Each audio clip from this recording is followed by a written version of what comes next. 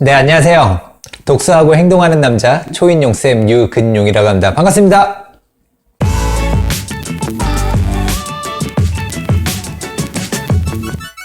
네, 오늘 주제는요, 경제적 자유를 얻고 싶다면 발품을 아끼지 마라 라는 주제로 한번 영상을 올려보도록 하겠습니다. 인생을 살다 보면 누구나 절박한 순간을 맞이하게 됩니다. 저에게도 절박한 순간이 참 많이 있었는데요. 그 중에서 가장 절박했던 순간은 결혼을 앞둔 시기였습니다. 결혼이 코앞인데 우리 부부가 살 집 한 채 얻지 못하는 상황이라 가지고 굉장히 화가 많이 나 있는 상태였었죠. 결혼 전에 제가 가진 돈은 700만 원이었습니다. 그리고 아버지가 1000만 원, 어머니가 1000만 원을 보태주셨었고요. 와이프는 3000만 원을 가지고 있었습니다.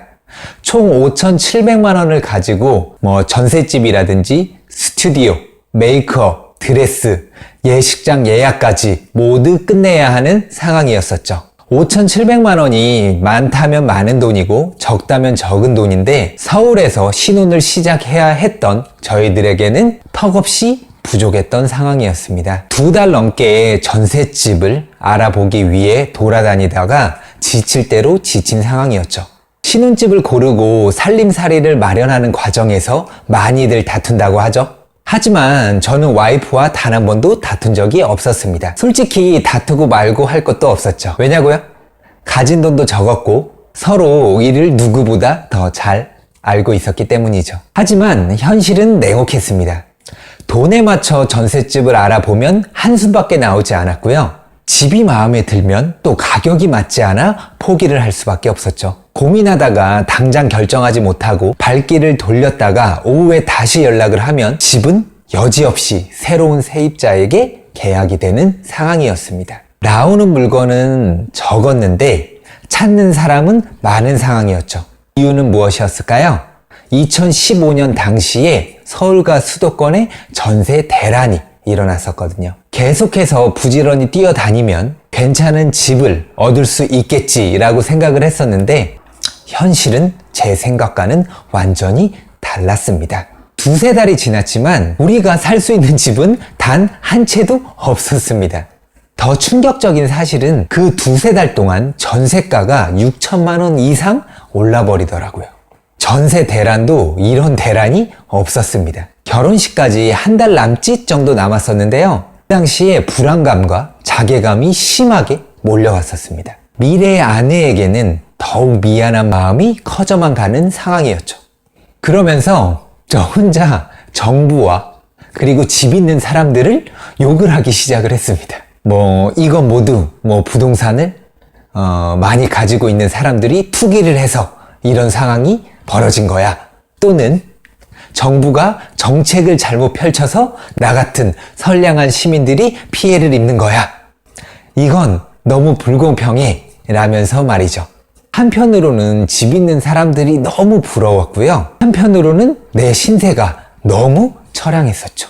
집 때문에, 그 전셋집 때문에 이런 기분을 느껴야만 한다는 이 사실이 너무나 싫었습니다. 저에게는 좀 집이 각별할 수밖에 없는 사연이 좀 있는데요. 부모님의 이혼으로 우여곡절 끝에 할머니, 할아버지 손에서 자라게 됩니다. 그러다가 초등학교 3학년 때 처음으로 친어머니와 함께 살 수 있었는데요. 하지만 집다운 집에서 살아본 기억이 전혀 없었습니다. 어머니와 살게 됐는데 어머니는 미용실을 하셨거든요. 근데 집을 얻을 수 있는 형편은 안 되시다 보니까 미용실 한 켠을 스티로폼으로 깐 후에 그 위에 장판을 올리고 이불을 덮고 지내야만 했었습니다. 장판을 뒤집으면 바퀴벌레가 쏟아져 나왔었고요. 샤워 시설도 제대로 되어 있지 않아서 씻기도 굉장히 불편했었죠. 이 팍팍한 삶에서 벗어나기 위해서 어머니께서 굉장히 열심히 노력을 하셨었는데 환경은 나아질 기미가 보이지 않았습니다. 그래서 결혼을 하면 다른 건 몰라도 꼭 번듯한 집에서는 살겠다라는 꿈이 있었습니다. 하지만 결혼을 앞두고 집을 보러 다니면서 어릴 적 꿈은 산산조각이 나버렸었죠. 하지만 여러분들, 집 있는 사람들과 정부를 욕한다고 해서 뭔가 변화되는 게 있을까요? 그 당시에 냉철하게 제 자신을 되돌아보는 시간을 많이 가졌었습니다. 그때까지 부동산에 대해서 정말 아무것도 모르는 까막눈이었었구나 라는 사실을 인정을 했죠. 그동안 수많은 책을 읽고 100여 권이 넘는 노트를 쓰면서 일독일행을 외쳐왔었습니다. 하지만 부동산이나 재테크 관련된 책들은 읽은 권수도 적었었고 읽고 난 후에는요 바로 책장에 꽂아버리기 일쑤였습니다. 나와는 좀 먼 이야기고 여유 자금이 있는 사람들이나 할 수 있는 일이라고 여기면서 아예 관심을 두지 않았었죠. 그래서 실행까지 이어지지 못했습니다. 그래서 더 이상 대한민국 부동산에 휘둘리지 않겠다라고 다짐을 하면서 제대로 공부를 해야겠다고 마음을 먹었었죠. 이런 마음을 먹고 바로 실행을 한 것은 서점으로 달려갔습니다. 그리고 부동산과 재테크 관련된 책들을 미친 듯이 읽어나갔죠. 한 권씩 읽어나갈 때마다 완전히 새로운 세상이 제 앞에 펼쳐졌습니다. 막연하고 어렵게만 느껴졌던 것들이 하나씩 정리가 되면서 어떤 식으로 투자를 하면 성공할 수 있을지 감이 오기 시작했습니다. 그렇게 부동산 공부에 몰입을 하면서 시중에 나와 있는 책이라면 구간과 신간을 구별하지 않고 모조리 읽어나갔죠. 책을 읽는 것에 그치지 않았습니다. 책을 쓴 저자들에게 메일을 보냈고 꼭 한번 만나달라고 했었죠. 제가 왜 저자들에게 만나달라고 메일을 보냈을까요? 이유는 한 가지입니다. 부동산 공부를 시작한 지 얼마 되지 않다 보니까 책을 읽어도 이해가 되지 않는 것들이 많이 있었습니다. 여러분들 모르는 게 있으면 어떻게 해야 될까요? 아는 사람에게 물어보면 됩니다. 가고자 하는 길을 가장 빨리 가는 방법은 가본 사람에게 물어보면 되죠. 그러면 길을 쉽게 찾을 수가 있습니다. 저자들을 만나고 조언을 구한 뒤에 특강이라든지 강연까지 듣게 되니까 지식과 경험이 쌓이는 게 눈에 보였습니다. 그러면서 부동산 투자에 있어서 가장 중요한 것은 발품이다라는 것을 깨닫게 됐죠. 제가 지금 현재 운영하고 있는 재테크 밴드 이름도 발품 불패입니다. 발품은 절대 지지 않는다라는 뜻이죠. 이 원칙을 잊지 않고 공부에 열을 올리기 시작을 했습니다. 그 결과 돈을 모으고 부동산 공부를 시작한 후 약 9개월 만에 갭 투자를 통해서 소형 평수의 아파트를 처음으로 투자를 할 수가 있었죠. 앞으로 여러 영상들을 통해서 자세히 말씀드리겠지만 현재 저 같은 경우에 독서법과 기록법, 동기부여 강연뿐만 아니라 부동산, 재테크 강연을 전국적으로 활발히 하고 있는 상황입니다.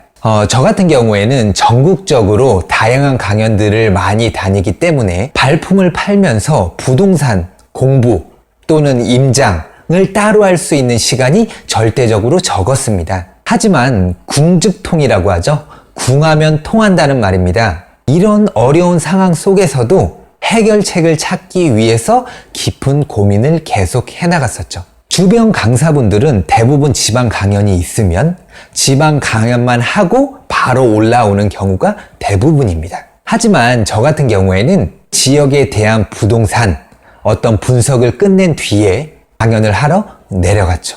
그리고 강연 전이나 강연 후에 분석한 자료를 가지고 직접 움직였습니다. 시간이 너무 촉박해서 여의치 않으면 초청해주신 관계자분들에게 현재 지역의 어떤 부동산 상황을 묻기도 했었고요. 택시를 탈 때는 택시 기사님과 현재 부동산 시장 흐름에 대한 이야기들을 나누면서 분석한 내용이 정확한지 정확하지 않는지 확인하는 절차를 반드시 거쳤습니다. 이제는 저는 남을 시기하거나 원망하거나 질투하지 않습니다. 주어진 환경 속에서 기회를 찾기 위해서 노력을 하고 있고요. 원하는 것을 이루고자 하는 어떤 뜨거운 열망을 가지고 삶을 바꿔나가고 있죠. 집이 없는 서름으로부터 시작한 이 작은 발걸음과 노력들로 제 인생 전체가 놀랍도록 변하게 되었습니다. 현재 저는 일반 매매 및 경매와 공매를 통해서 집을 13채를 소유를 하고 있고요. 또 전국 90곳이 넘는 곳에 제 이름으로 된 땅을 소유를 하고 있습니다. 3년 동안 정말 많은 어떤 성과들을 이뤄왔죠. 이제부터 3년 동안 어떻게 이런 성과들을 이뤄왔는지 이제부터 본격적으로 부동산 재테크에 관한 영상을 올려보도록 할 생각입니다. 많은 기대해 주시고요. 구독과 좋아요는 필수인 거 아시죠? 네, 지금까지 독서하고 행동하는 남자 독행 초인용쌤 유근용이었고요. 다음에 더 많은 노하우로 여러분들을 찾아뵙도록 하겠습니다. 감사합니다.